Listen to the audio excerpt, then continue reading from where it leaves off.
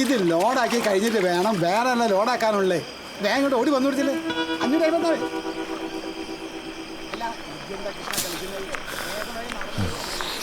തപ്പിത്തടഞ്ഞ് വീഴാതെ അവിടെ പോലും ഇരുന്നാ പോരായിരുന്നോ? അളിയാ ലാലു,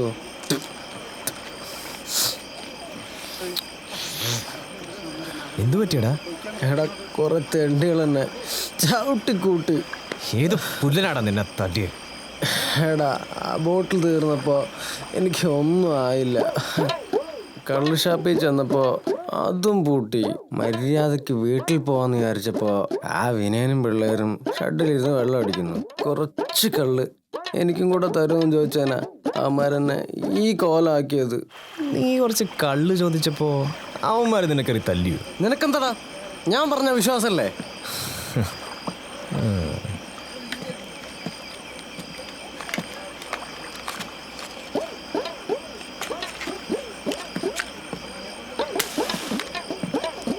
അതെ എടാ, അത് ഞാൻ കള്ളു ചോദിച്ചപ്പോൾ അവർക്ക് തരാൻ വയ്യ. പിന്നെ ഞാൻ ആ കുപ്പിയെടുത്തങ്ങ് ഓടി. അവന്മാരെന്നെ പിടിച്ചങ്ങ് ചാമ്പി. അത് നന്നായി. ഇക്കാര്യം ഞാൻ നമ്മളെ പിള്ളേരോട് പറഞ്ഞിട്ടുണ്ട്. അവന്മാരിപ്പോൾ നമ്മളെ ഗല്ലിയിലെത്തും. നീ ഇത് എത്ര പേരോട് പറഞ്ഞു? അബു, നീരാളി, വികടൻ, അബു, ഒരു 15 പേരോടെ അത് പറഞ്ഞിട്ടുണ്ട്. അവന്മാരിപ്പോൾ അവിടെ 15 പേരില്ലേ? പിന്നെ ഞാൻ എന്തിനാ വരുന്നത്? അത് പറ്റില്ല, നീ എന്തായാലും കൂടെ വരണം. എടാ അത് ശരിയാവില്ല, എനിക്കിവിടെ പണിയുണ്ട്. എനിക്കൊരു പ്രശ്നം വന്നപ്പോൾ നീ എന്നെ ഒഴിവാക്കാല്ലേ? അതല്ല സൈമ, ഈ ലോഡ് 15 മിനിറ്റ് കൊണ്ട് നിറയും. 15 മിനിറ്റ് കൊണ്ട് നമുക്ക് പണിയും കഴിഞ്ഞിട്ട് വരാം സൈമ.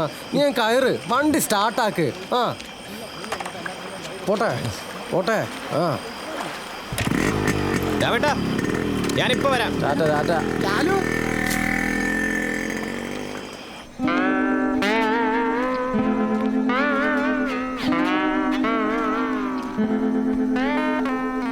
എവിടെയാടാ പിള്ളേര്?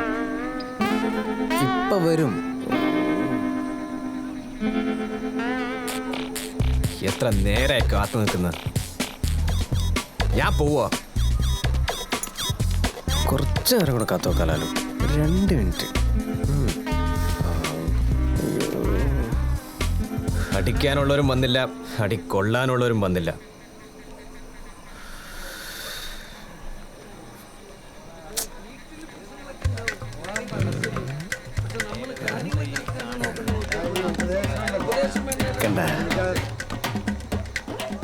കണ്ണ് തുറന്ന് കണ്ട ഇപ്പൊ മനസ്സിലായോ? കുരുടി വിളിച്ചാലും പിള്ളേര് വരുമെന്ന്. കുരുടി ആരാ മോൻ? മക്കളെ, അപ്പത്തിരുന്നാണോ വരുന്നത്? അയ്യോ ലാലു, ഓടിക്കോ, ഇത് മറ്റവന്മാരാണ്.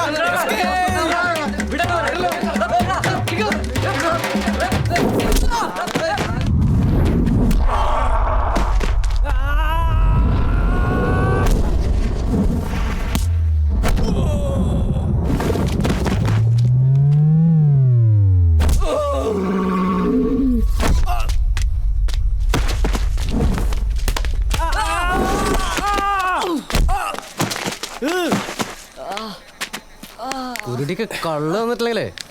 ഇങ്ങനെ ഇരിക്കും. വാടാ കേട്ടോ, വണ്ടി കയറി.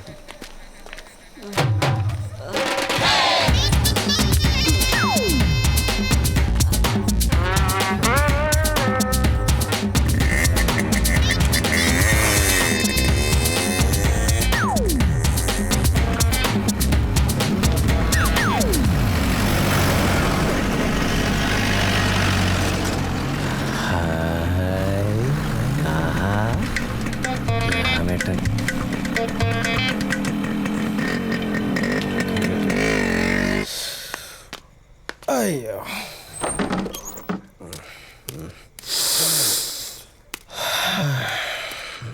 കിടന്ന് ഉറങ്ങണം, നേരം വെളുക്കണം.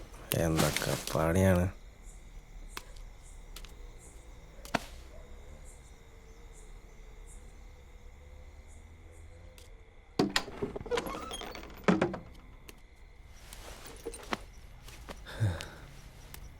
എഴുന്നേക്കടാ. ഉറങ്ങുന്ന കണ്ടില്ലേ?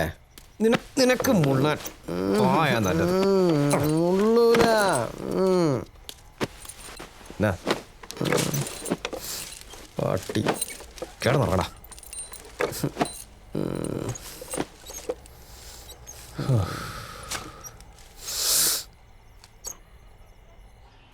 ലോകമഹായുദ്ധം അതാണ് ഇന്നലെ രാത്രി നടന്നത്. അത് കാരണമെങ്കിലൊക്കെ യോഗം വേണം എൻ്റെ ചേട്ടാ. ഞാനൊക്കെ ഉണ്ടല്ലോ ഒറ്റക്കാലിൽ നിന്ന് കറങ്ങി കറങ്ങി കറങ്ങി അടിക്കായിരുന്നു.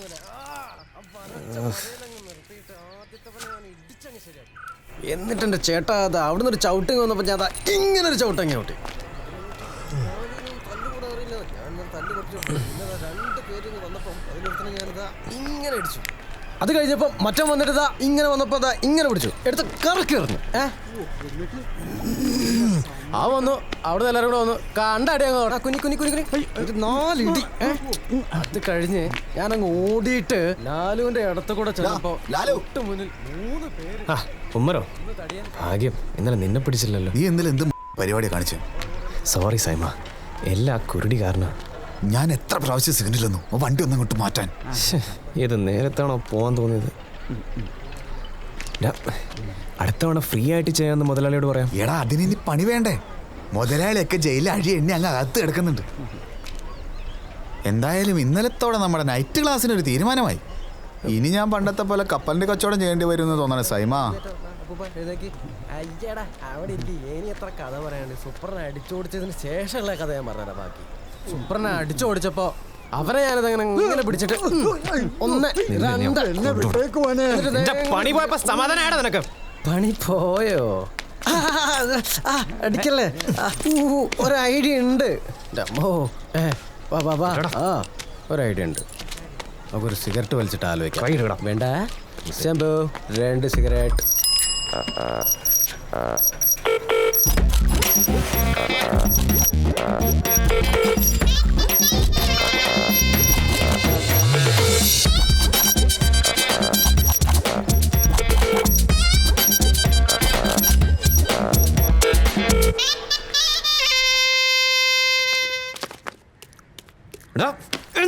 കഴിക്കട്ടെ.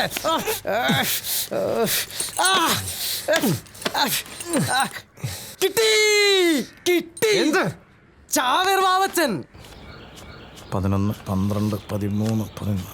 ഇത് വാവച്ചൻ, വെറും വാവച്ചനല്ല, ചാവേർ വാവച്ചൻ. ഇതിഹാസ കഥാപാത്രമായ ചാവേർ അന്തോണിയുടെ അരുമ സഹോദരൻ. ഒരു കാലത്ത് ഈ നാട് വിറപ്പിച്ചിരുന്ന ഗുണ്ടയായിരുന്നു അന്തോണിച്ചൻ. ചാവേർ അന്തോണി എന്ന പേര് കേട്ട കിടുങ്ങാത്തവരാരും ഉണ്ടായിരുന്നില്ല. പക്ഷേ എല്ലാവരെയും ഞെട്ടിച്ചുകൊണ്ട് ഒരു ദിവസം എന്നോട് നടക്കണം.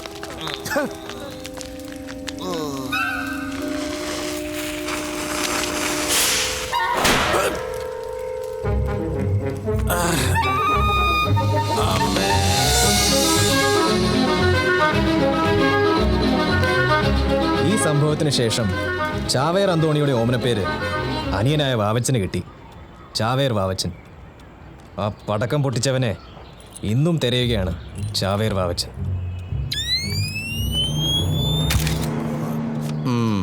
എന്താ വാവച്ച, ഇത് ലാലു, എൻ്റെ കൂട്ടുകാരനാ. അതിന് നീ ആരാ?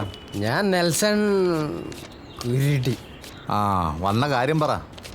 ഇവൻ്റെ കാര്യം വലിയ കഷ്ടത്തിലാ. പിന്നെ എൻ്റെയും. ഇവിടെ വല്ല ജോലിയും കിട്ടുമെന്നറിയാൻ വേണ്ടി വന്നതാ.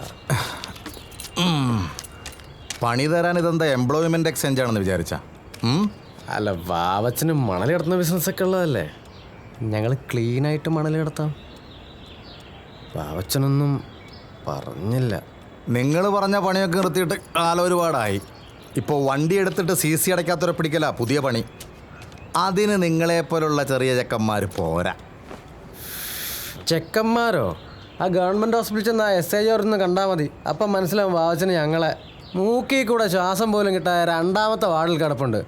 ഒരു 8 പേര് വന്നാലും ഞങ്ങളെ ഒന്നും ചെയ്യാൻ പറ്റില്ല വാവച്ച. ഏയ് അതൊന്നും ശരിയാവൂലെന്നേ. നിങ്ങൾ പോയി വേറെ വല്ല പണി നോക്ക്.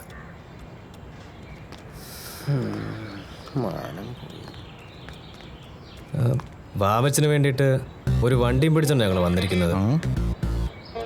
കുറെ കാലം പാവച്ചനെ പറ്റിച്ച് നടക്കുന്നൊരു ബ്ലാക്ക് RX-100 ഇല്ലേ, KL11D850. അതെ അതെ, KL11D85.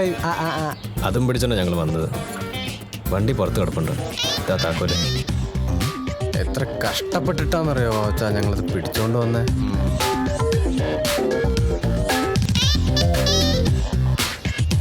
അത് ഏതാ വണ്ടി? ഇക്രുവിനെ ഒറ്റിക്കൊടുത്തത് കുരുടിക്ക് താങ്ങാവുന്നതിലും അപ്പുറത്തായിരുന്നു. പക്ഷേ ഇങ്ങനെയാണ് ഇക്രു എൻ്റെ ജീവിതത്തിൽ ഒരു വഴിത്തിരിവായി മാറിയത്. ആകാശങ്ങളിലിരിക്കുന്ന ഞങ്ങളുടെ ദൈവമേ, ഞങ്ങളെല്ലാവരും കൂടെ അനുഗ്രഹിക്കണമേ. ആമേൻ. പൂഴിവാരിയും തമ്മിലടിച്ച് നടന്ന ഞങ്ങൾക്ക് ഇതൊരു പുത്തൻ അനുഭവമായിരുന്നു.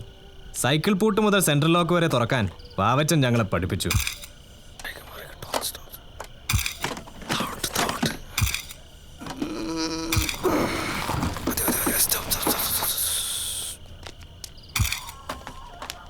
എന്താണ് തുറക്കുന്നില്ല? ഞാൻ വെള്ളം എടുത്തിട്ട് വരാം. അയ്യോ ലാലു വെള്ളമില്ല.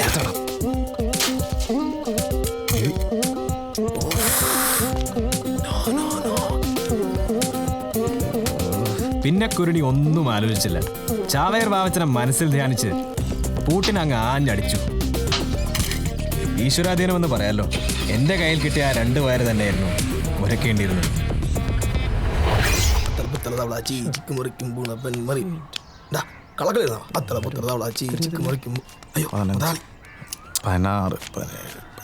അങ്ങനെ വിജയകരമായി ഞങ്ങൾ ആദ്യത്തെ ദൗത്യം പൂർത്തിയാക്കി. ഓ എൻ്റെ മക്കളെ, ഓ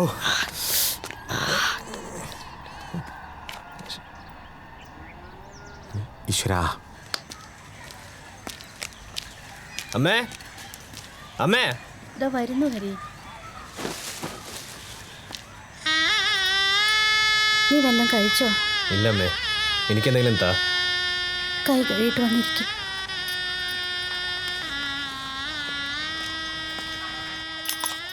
അമ്മയുടെ മുഖം കണ്ടിട്ട് ഇന്നും അച്ഛൻ്റെ ആണ്ടാണോ എന്ന് ഞാൻ സംശയിച്ചു പോയി. എന്താ അമ്മേ? ഉമ്മറിൻ്റെ ഉമ്മയെ ഞാൻ ഇന്ന് കണ്ടിരുന്നു. അവൻ പഠിച്ച് പാസ്സായി ഗൾഫിലേക്ക് പോയി. എന്ന് പോയാലും ശരി, അവനൊരു നല്ല ജോലി കിട്ടിയിട്ടുണ്ടെന്ന് ഉമ്മയ്ക്ക് കത്തെഴുതിയിട്ടുണ്ട്. നിനക്കും അങ്ങനെ എന്തെങ്കിലും ഒരു നല്ല ജോലിക്ക് ശ്രമിച്ചൂടെ ഹരി? നീ വെറുതെ ടെൻഷൻ അടിക്കണ്ട സൈമ, നമുക്ക് എല്ലാത്തിനും ഒരു പരിഹാരം ഉണ്ടാക്കാം. എല്ലാം ഉമ്മറ് കാരണം. നമുക്ക് നല്ലൊരു ജോലി കിട്ടിയെന്ന് അമ്മയോട് പറഞ്ഞാലോ? അല്ലാതെ പിന്നെ എനിക്കൊക്കെ എന്ത് ജോലി കിട്ടാനാ?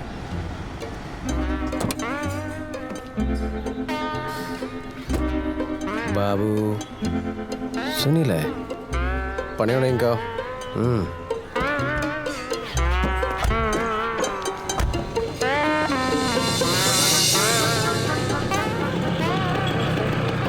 ഒരു മാവ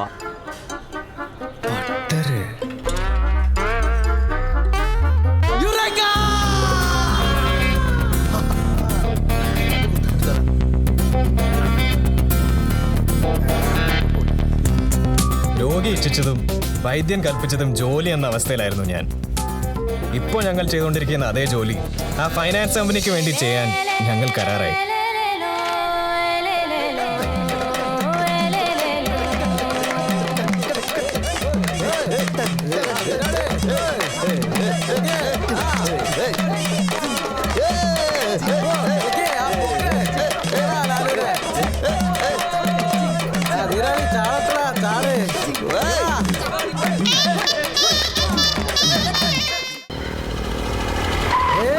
എങ്ങോട്ടാണ്? എടാ വന്ന് വണ്ടി കയറ്, ഒരു ചെറിയ പണിയുണ്ട്.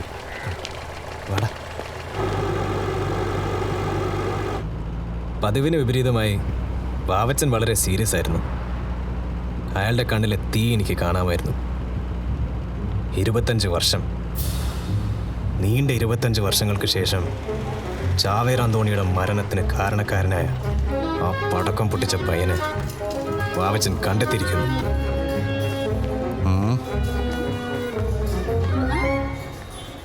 ഇല്ല. അതെ പെണ്ണുപിള്ളേ, ഈ ഫൽഗുവിൻ്റെ റൂം ഏതാ? ഏത് ഫൽഗു? ഈ ഇടത്തെ കവളത്ത് കറുത്ത മറുകുള്ള ഫൽഗു. അത് സർ റൂം നമ്പർ 303. ഓ 303. ഏയ് വിസിറ്റേഴ്സ് അലൗഡ് അല്ല. ഏയ് ഹലോ. ഇപ്പൊ വാവച്ചന്റെ മനസ്സിൽ മറ്റാരുമില്ല. ഇടത്തെ കവളിൽ മറുകുള്ള ആ പടക്കക്കാരൻ പയ്യൻ മാത്രം, ഫൽഗു. ഞങ്ങളെ വിട്ടേച്ച് പോയി.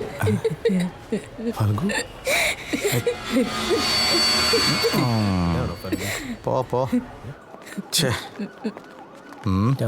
വഴി തെറ്റിയ സിസ്റ്ററെ, ഈ റൂം നമ്പർ 303 ഏതാ? ഇതാണ്. പക്ഷേ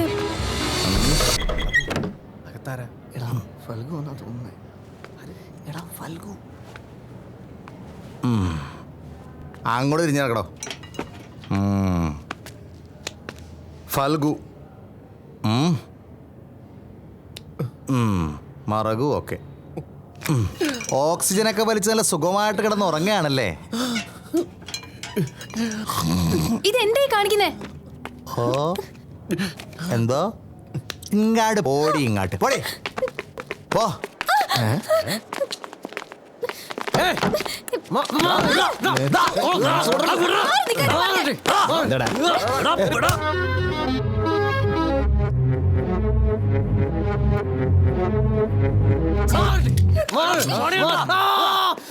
ഇങ്ങോട്ട്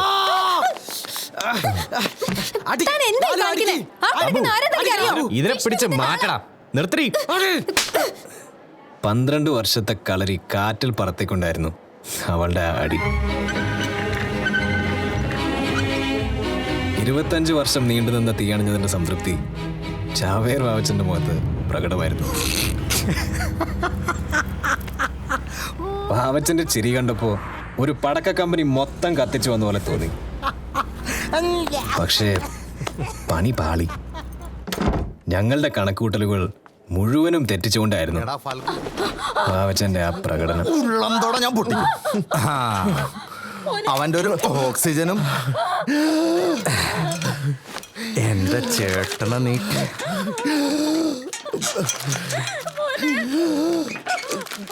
മിണ്ടരുത്, കൊന്നുകളയും ഞാൻ.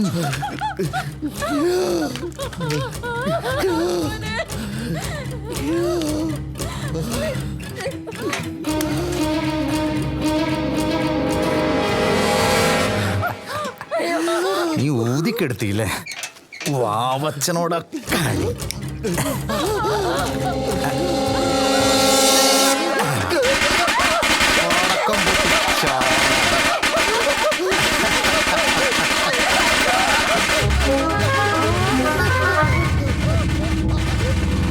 ചത്തവൻ എന്തിനാ ആപ്പിള്?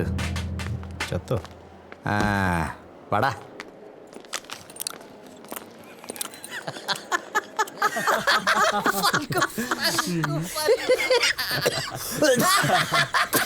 എടാ വികടാ, നീ അധികം ചിരിക്കണ്ട. നീ ഉണ്ടാകുന്നെങ്കിലും വാവച്ചൻ അബദ്ധം പറ്റിയേനെ. എന്നാലും ഭാവത്തിന് ആപ്പിളും കടിച്ചോണ്ട് വന്ന് സീനെ അത് കിടുവായിട്ടോ. എന്നാലും ലാലുണ്ടായിട്ട് ഇതെങ്ങനെ പറ്റിയെന്നാ എനിക്ക് മനസ്സിലാവാത്തത്. അതിന് ലാല് ഒടിയിട്ട് കിടക്കുമായിരുന്നല്ലോ. ഓ, പറഞ്ഞതുപോലെ നിങ്ങളതറിഞ്ഞില്ലല്ലോ അല്ലേ? ലാലും ഉണ്ടല്ലോ. എല്ലാ ദിവസത്തെയും പോലെ ഒരു സാധാരണ ദിവസം മാത്രമായിരുന്നു ഞങ്ങൾക്കത്. പക്ഷേ ഞങ്ങളെ ഞെട്ടിച്ചുകൊണ്ടായിരുന്നു ആ വാർത്ത വന്നത്. ബാബച്ചനെ കൊന്നടാ.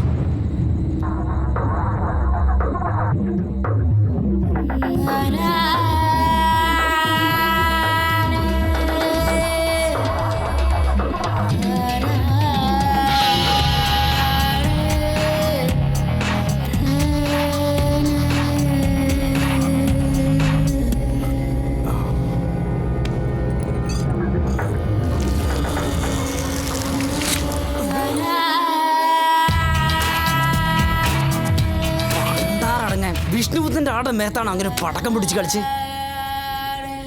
ആരേ വിഷ്ണുബുദ്ധൻ? ആരെ വിഷ്ണുബുദ്ധൻ? എടാ വിഷ്ണുബുദ്ധൻ അറിയില്ലെന്നും. എടാ അങ്ങേരുടെ കയ്യെത്താത്ത നാടില്ല. ഇന്ന് പണി കിട്ടും ഉറപ്പാ. നമുക്ക് ഇപ്പൊ തന്നെ എങ്ങോട്ടെങ്കിലും തന്നെയാലോ? തന്നെ ഇപ്പൊ തന്നെയോ? എങ്ങോട്ട്? നമുക്ക് നമുക്കെന്നാ സേതുവിൻ്റെ വീട്ടിലേക്ക് പോയാലോ? ഈ ചെറിയ കേസ് നമ്മൾ അവിടം വരെ എടാ പോകണം. നിനക്കയാൾ അറിയാത്തോണ്ടാ. നീ വാ ലാലു.